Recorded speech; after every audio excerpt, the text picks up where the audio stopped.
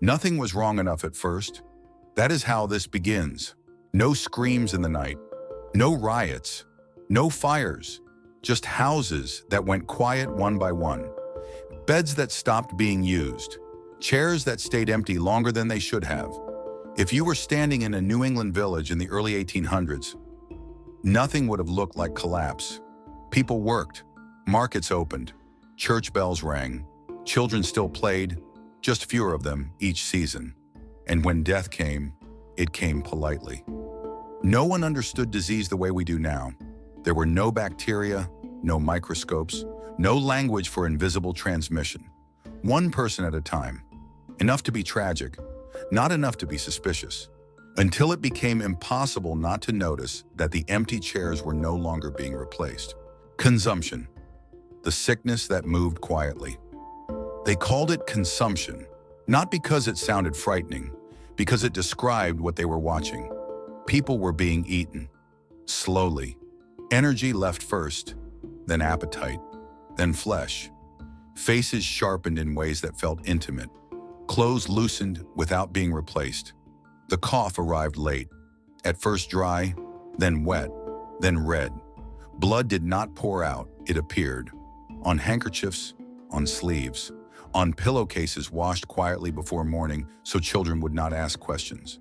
Doctors disagreed. Treatments contradicted each other. None worked, and the sickness did something worse than kill. It followed paths, patterns that created meaning. Consumption did not move randomly, it traced families. A daughter died. Months later, the mother weakened, then a brother. Households collapsed from the inside out. The dead were buried. The living declined after, again, and again, and again. People noticed this. They tried not to. But timing has weight when explanation does not. Because when something happens once, it is a tragedy. When it happens repeatedly, it becomes information. Pattern is how humans create explanation when mechanism is unavailable. And the information was this. Death was not finishing its work at the grave. When death stopped behaving, imagine this without microscopes, without germ theory, without the idea that breath itself could be lethal. You bury your child, you mourn, you return home, and the sickness accelerates, not during burial, after, always after. From their perspective, something transferred when the coffin closed. Something moved downward and stayed active. No one wanted this to be true, because this belief did not comfort anyone. It created obligation. If the dead were involved, then grief was no longer passive. Inaction became a choice, and choice meant guilt, disagreement, doubt, and the failure of reason. Not everyone agreed, that matters. Some families refused to consider the idea. Some ministers warned against it. Some doctors laughed, until their own patients began dying in sequence.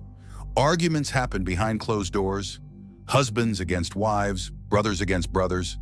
Some said it was blasphemy, some said it was madness, some said nothing at all.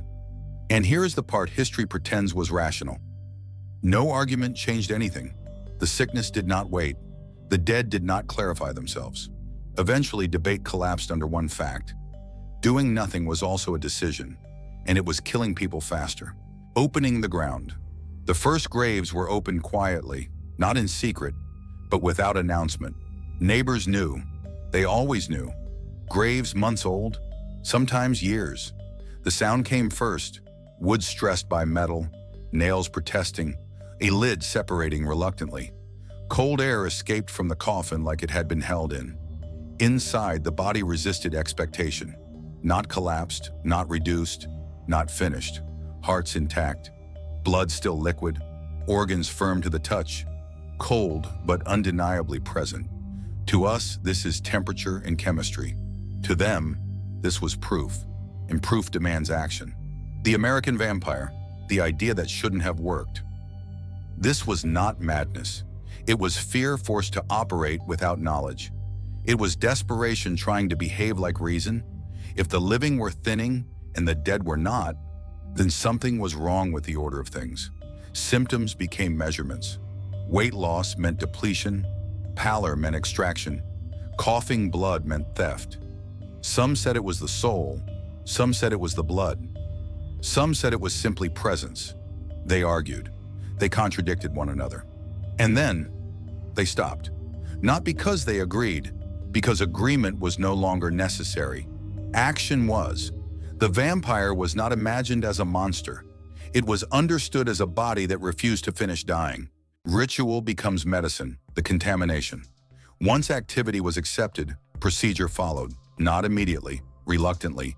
Hearts were removed, burned, ashes dissolved in water, given to the sick carefully, not violently, not cruelly, with hands that shook. And sometimes, the sick improved, not cured, improved, enough to sit up, enough to eat, enough to speak again. And here is the part no one likes to admit. They knew this wasn't proof. They knew delay was not cure. They knew they might be wrong. They did it anyway. Because when nothing works, partial success becomes truth. And when truth keeps your child breathing one more night, you stop asking whether it's right. You stop asking what it costs. You stop asking who pays. This was not hysteria. This was people deciding that being wrong later was preferable to watching someone die now. Mercy Brown and the question that never left. Mercy Brown was 19. She lived in Exeter, Rhode Island. Her mother died of consumption, then her sister, then Mercy. She was buried in January. Frozen ground preserved her body perfectly. Months later, her brother Edwin began to fail. Doctors tried everything they had. Nothing worked. The family argued. They delayed. They resisted, until resistance became indistinguishable from surrender. They opened her grave. The coffin was cold. Her body looked wrong. Her heart held liquid blood. They removed it, burned it, mixed the ashes with water, and handed the cup to Edwin. He hesitated, then drank. Edwin died anyway. No one was punished. No one was arrested, because even the authorities understood something unbearable. There was nothing else to try. Mercy Brown did not kill anyone. Tuberculosis did. But tuberculosis could not be confronted, could not be punished, could not be stopped. The dead could. They did not resist. They did not argue. They absorbed blame silently. That is why they were chosen. This story is not about vampires.